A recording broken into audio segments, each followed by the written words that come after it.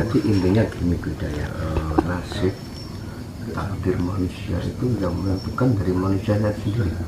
Kalau dari pemahaman kesadaran dan spiritual, kalau dari konteks agama beda lagi loh Mas. Takdir, jodoh dan mati itu Tuhan yang menentukan kan ngoten nggih Bang. Ini harus dibedakan sampai aja mancing-mancing pun naiki ya. Kita ngomong dari perspektif spiritual Nusantara loh ya. Ya kita sendiri karena ya dari perbuatan kita sendiri itu nanti yang akan membawa hasil selanjutnya gitu. Terus ini masih kaitannya dengan nasib tadi Bu. Nasib itu kan ada yang baik, ada dan buruk. Nasib. Baik dan buruknya nasib kita sebenarnya bagaimana proses terjadinya? Proses terjadinya. Ya dengan tadi semacam penebusan karya itu, penebusan karma tadi itu yang ngunduh wong pakarti. Jadi apa-apa yang kita lakukan kebaikan maka ya nasibnya nasib kan. Sebenarnya ya itu hasil dari pakarti kita sendiri gitu. Kalau yang dilakukan tuh nggak baik ya otomatis ya nasibnya itu, atau takdirnya itu tadi bisa nggak baik gitu. Mbak Gatot monggo. Nasib. Nasib ya. Itu kan ada kata-kata bahwa nasib seseorang tidak akan berubah kalau tidak orang itu sendiri merubah. Ya. Nah kadang-kadang kita ini terbentur kepada sesuatu yang tidak mengenakan. Ya, ada dua hal di sini. Satu menilai bahwa orang itu akan menjadi bahagia kalau kaya. Ini penilaian salah.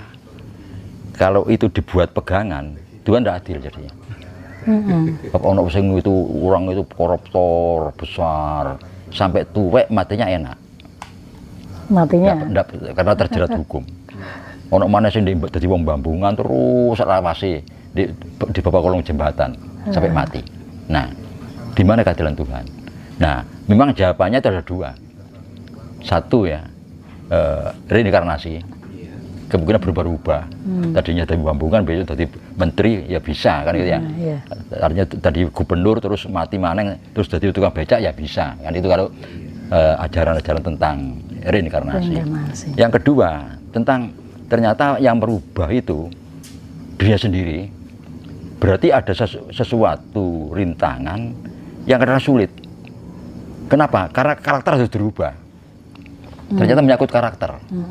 Ada juga yang pertama menyangkut sifat biasa, kelengahan, kesalahan, misalnya kekurang hati-hatian, kekurang telitian. Sifat itu kali karakter yang benten nggih. Enggak sampai karakter di sini karakter yang dibawa sejak lahir. Nah ada juga yang seperti itu. Yang harus terpaksa harus dirubah. Kalau tidak mau merubah ya tetap ya bisa berubah. Nah, kebanyakan orang itu kan dibekali dengan keahlian. Setiap kali orang lahir mesti punya keahlian. Ini merupakan bekal hidup. Nah, ditinggalkan keahliannya, cari pekerjaan lain. Ini kan banyak terjadi. Ya sulit karena dia punya pembawaan keahlian itu sejak lahir. Dan tahu keahliannya, tapi ditinggalkan. Nah, yang kedua tadi, ya tadi itu tentang penilaian seseorang tentang bahagia yang salah, dianggap dari materi, ketenangan kan. Kalau ketenangan ini adil, kalau orang mencari ketenangan lewat jalur apapun, berhasil sudah selesai, sudah. Kadang-kadang orang menganggap itu materi. Sehingga waduh, orang sing suku nemen gak matine ya enak. Marat nemen matine malah gak enak. Nah ini. Jadi ketenangan. Kalau Anda yang dimohonkan ketenangan dan yang dilakukan itu demi ketenangan, ya semua orang sama. Kesempatannya sama. Tidak berbeda. Bukan materi. Itu. Ketenangan dalam hidup, damai. Kuncinya orang ini untuk mendapatkan ketenangan di kehidupan sekarang dan di masa yang akan datang itu kuncinya di ketenangan tadi.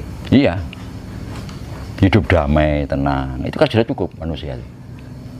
Ya Pak, kalau dibuat guyon kan gampang. Standar. Dibuat guyon ya, ini kata-kata guyon, coba saya terangkan guyonnya gini. wah kamu sekolah tinggi-tinggi itu apa sih? Saya ingin jadi direktur bank, Pak.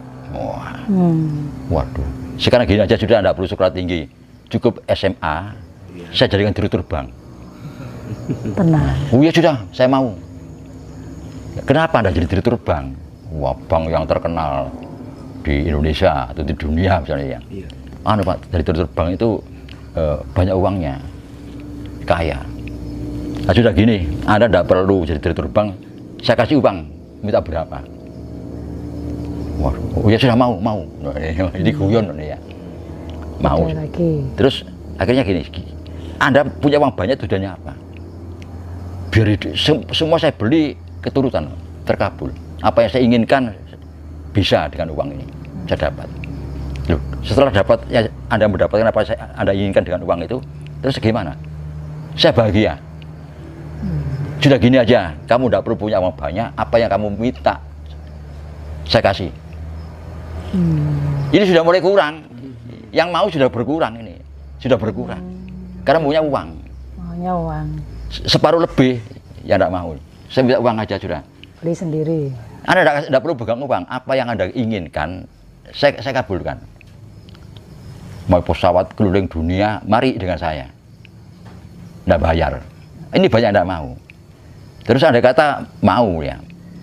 Terus tujuannya apa?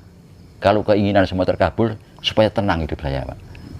Wis gini, kamu tidak perlu kemana-mana, tidak perlu banyak uang, tidak perlu jadi direktur bank, tidak perlu kemana-mana, kamu tenang, mau. Tidak ada yang mau.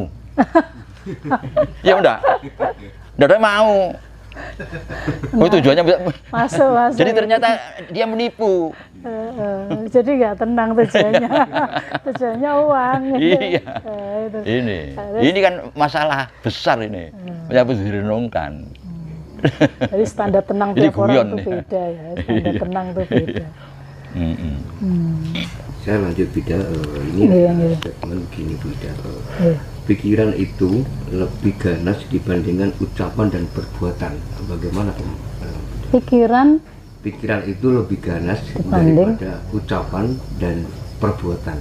karena yang pertama muncul sebelum mengucap, sebelum berbuat ini kan dari pikiran. Gitu. Pikiran ini kan yang berperan penuh atas daya cipta kita. Maka sering kita katakan setidaknya antara pikiran, ucapan dan tindakan itu selaras. Ya.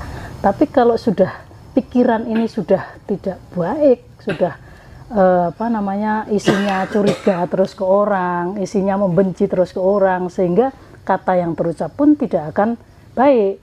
Kuwi memang nyolongan kok, kuwi memang senengnya ngapusi, kuwi memang kata yang terucap sudah tidak baik, lalu diwujudkan dalam tindakan. Akhirnya karena dia itu nyolongan menurut sampean, akhirnya tidak mau untuk serawung. Itu loh, itu salah satu contoh kecil seperti itu. Maka hati-hati dengan pikiran Anda, karena dari pikiran itu nanti akan turun ke ucapan, dari ucapan akan jadi suatu tindakan, dan dari tindakan akan menjadi kebiasaan. Tindakan yang Anda percaya, yang lahir dari suatu pikiran yang dipercaya dan dilakukan selama 30 hari berturut-turut akan menjadi suatu kebiasaan. Nah, maka kalau pikiran negatif, turunnya ucapan negatif, tindakan negatif, dan dipertahankan selama 30 hari itu negatif, membenci terus, mendendam terus, curiga terus, akan menjadi kebiasaan ke kehidupan selanjutnya, ke waktu-waktu yang selanjutnya, gitu ya. Mungkin Pak Gatot bisa menambahin, Mas. Gini, jadi betul, tadi Mbak itu betul sudah. Jadi pikiran itu kadang-kadang menyesatkan juga. Iya. Pikiran menyesatkan. Nah, pikiran dan perasaan itu saya lebih mengandalkan pikiran dengan perasaan loh ya. Misalnya Anda punya pacar, misalnya nombien ya, terus ditinggal seminggu, wah gak enak ini, mesti nyeleweng ini. Itu kan perasaan. Tapi dipikir dengan akal sehat, tidak mungkin. Wong dia saya titip yang wong tuane, artinya mertuaku dijogo. Kan pikir akal sehat. Nah, tapi lebih unggul pikiran. Kenapa saya sebut menyesatkan? Harus disertai dengan rasa, bukan perasaan. Makanya ada istilah sambung rasa, ngaji rasa, olah rasa itu rasa, bukan perasaan. Nek perasaan itu menipu. Lebih bagus pikiran. Tapi pikiran kalah dengan rasa. Rasa loh. Ini yang apa? Dari ngaji rasa, dari sambung rasa. Ya rasa itu. Itu loh. Enggak perlu tak jawab apa itu. Oh, ngaji rasa. Keunggulannya orang kok Jawa takon, ya. yuk rasa ya. Kalau bukan perasaan, bukan perasaan. bukan perasaan. Kalau orang Eropa dibekali dengan kelebihan logika. Kalau orang Jawa, orang Nusantara khususnya Jawa ini kelebihannya dirasa, gitu loh. Diroso, gitu. Roso pangrosomu kuwi piye, ngono loh. Kalau orang Eropa kan dia mengandalkan logika. Oh, ini kalau begini masuk akal enggak ya ditindakno, nek gak masuk akal enggak mau, gitu loh. Itu kelebihan orang kita, orang Jawa memang dirasa itu. Jadi yang namanya perasaan itu sebenarnya bukan rasa, itu rasa. pikiran sebetulnya. Hasil Iya, liar pola dari pikir. hasil dari Dia mau disebut perasaan. perasaan itu kan praduga Iya. ya, perasaan seperti. Jadi hasil dari liarnya pikiran kita yang tidak terkontrol itu bisa merasa begini gitu. Bukan merasakan ya, merasa gitu. Memang kita bicara dan bermain di wilayah rasa ini sangat unik dan bisa menyita, mengaduk-ngaduk perasaan ya Pak ya. Kalau nggak bisa benar-benar menyikapi dengan lembut ini, wah dikit-dikit bisa emosi, dikit-dikit nggak paham apa yang tersirat sudah langsung mengambil sikap yang nggak jelas. Nah itulah, disitulah perannya rasa itu di situ. Apa toh sakjane? Sejatinya iki mau apa toh? Hakikatnya apa toh yang nampak dari apa yang saya lihat itu? Jangan hanya mengandalkan indera saja, karena kadang-kadang indera mata kita itu belum tentu benar, kadang-kadang menipu juga gitu. Maka setelah kita melihat sesuatu, mendengar sesuatu, masukkan lagi dalam hening, diam, dirasakan apa toh sakjane iki yang tersirat dari kejadian ini apa toh itu semuanya kan dirasa gitu. Nah ini mungkin pertanyaan terakhir Mbak. Ya. Ada statement gini Bu, jangan membunuh hewan, jangan memelihara hewan kalau untuk dijagal dan dimakan. Bagaimana menurut pandangan? Udah jelas, udah dengar saya. Jangan membunuh hewan, jangan memelihara hewan kalau untuk dijagal dan dimakan. Ini menurut perspektif Jawa bagaimana Mbak? Ya, Mbak Gadot dulu. Pandangan Mbak Gadot. Iya, pengertian hewan di sini itu tetap ada syariat, ada hakikatnya. Ya, nafsu hewani bisa. Ya. Nah, jadi terserah ini kepada perspektif masing-masing kelompok. Sebab kembali kepada yang saya sampaikan pertama, kita ini beruntung banyak agama di sini. Yang ini mengharapkan ini mengharapkan yang ini lain lagi. Kan tidak sama. Tidak sama. Kalau kita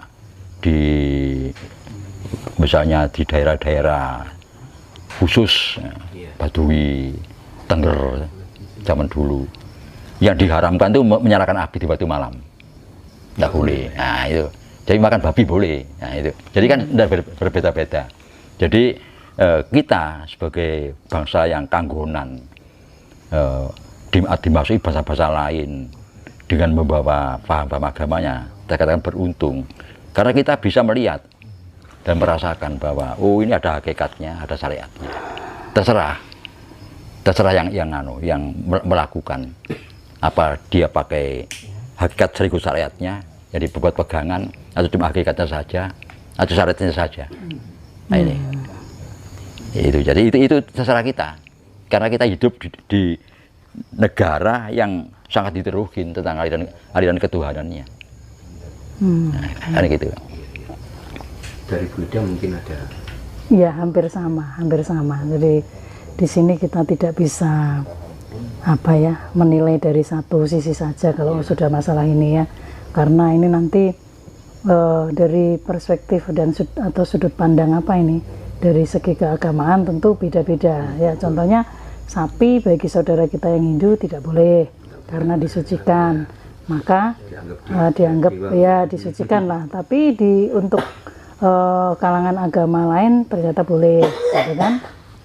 Di daerah tertentu orang menggantikan sapi dengan kerbau. Nah, kayak gitu itu kan sudah menyangkut ranah kepercayaan yang tidak bisa kita lawan. Tapi bahwa apakah boleh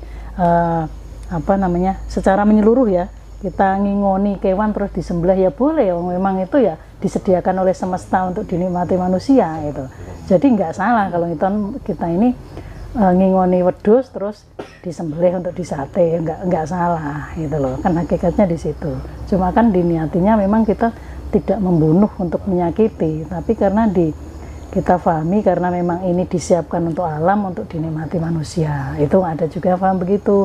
Ada juga paham teman kita yang vegetarian gitu, tidak memakan makanan hewan yang berkaki 4 atau yang bernyawa seperti itu kan juga harus kita hargai. Ya, kadang-kadang ada juga yang tidak mau makan ikan laut gitu. Ada juga teman saya yang gitu. Karena dia merasa itu teman-teman saya semua, katanya, ditemani wak ya saya gitu. Jadi masing-masing itu bisa dikatakan tergantung kepercayaannya aja gitu. Tapi secara keseluruhan boleh. Hanya saja hewan apa yang tidak boleh untuk agama tertentu ya tidak bisa kita samakan dengan kepercayaan yang lain, itu aja. Ya. Closement itu. Kenapa? Yang terakhir, statement terakhir maka mungkin tentang apa tadi itu? Tentang ini kan tentang Gatholoco. iya. Gatholoco. Kurang keras.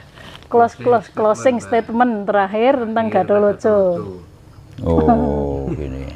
Jadi kalau kita simpulkan ya, figur Gatholoco yang digambarkan di dalam kidung Gatholoco itu mirip Semar. Semar. Nah, kenapa kok dibuat semacam itu? Nggak persis Semar loh, mirip. Nah, padahal kalau sudah Semar itu kita mempunyai referensi yang sangat banyak tentang Semar itu. Termasuk ada cerita begini. Semar itu nenek moyang kita, bangsa Jawa, bangsa Nusantara ya. Yang punya anak 25 itu kan udah cerita. Yang 24 itu satu persatu pergi mengembara ke seluruh dunia, tinggal satu yang ragil nggak mau. Kenapa? Saya nunggu nih bapak sudah tua, siapa yang akan merawat? Terus Semar mengatakan, kon Jowo yang wong tua, biarkan saudaramu pergi kemana-mana, kelak dia akan datang menemui kamu untuk bertanya tentang hakikat hidup itu. Nah, rupanya ini yang terjadi sekarang. Jadi banyak orang-orang luar itu mungkin ya ada yang belum difahami ajaran leluhurnya, ajaran-ajaran tokoh-tokoh tertentunya, sehingga akhirnya bertanya ke sini. Oleh karena itu saya sering mengatakan bahwa menurut pandangan Jawa bahwa semua agama sama pada hakikatnya dan tidak boleh bertengkar, harus bersatu. Karena apa? Nah, karena semuanya ada di sini. Di tukaran di kene, si tukaran ini bahasa kita sendiri dan kita hancur sendiri. Itu. Saya ya. Oke. Gatholoco ya. Gatholoco ini sebuah nama Jawa, sebuah figur manusia unik dan sebuah figur manusia yang sudah selesai dengan dirinya sendiri. Dari serat Gatholoco ada beberapa pesan yang tersirat. Di antaranya pertama adalah tentang penciptaan makhluk hidup yang berasal dari pergumpulan atau persenggamaan antara wanita dan laki-laki, sehingga menimbulkan suatu keturunan dan kemudian tumbuh di rahim perempuan lalu lahir di dunia ini untuk melanjutkan keturunan selanjutnya. Itu satu ya. Juga menyiratkan satu pesan tentang penciptaan juga, tapi penciptaan semesta itu, yang mana teorinya hampir sama. Cuma kalau di penciptaan makhluk hidup itu rahimnya rahim perempuan, Tapi kalau di penciptaan semesta, rahimnya ya rahim semesta ini, gitu. Yang dimana lahirnya adalah dari nur ilahi atau dari yang disebut Tuhan ini tadi ya. Disebut Tuhan, ada cahayanya, nurnya ini adalah maujud ke atma atma atau ruh kita. Nah, kemudian benda-benda yang kena sinar atau nur ilahi inilah yang kemudian nanti menjadi manifestasi perwujudan makhluk yang berikutnya. Maka terciptalah jagat raya dan seisinya. Itu maksudnya selain yang melahirkan loh, ada pohon, ada batu, ada lain-lain. Itu teori penciptaan alam semesta. Jadi intinya Gatholoco itu menjelaskan tentang persenggamaan yang menghasilkan keturunan melalui kelahiran, dan juga penciptaan alam semesta yang melalui sebuah alam semesta, rahim alam semesta yang disebut Pakarti itu tadi. Yang Pakarti itu semacam rahim semesta yang ada sebelum ini diciptakan, itu Mas, penciptaan ya.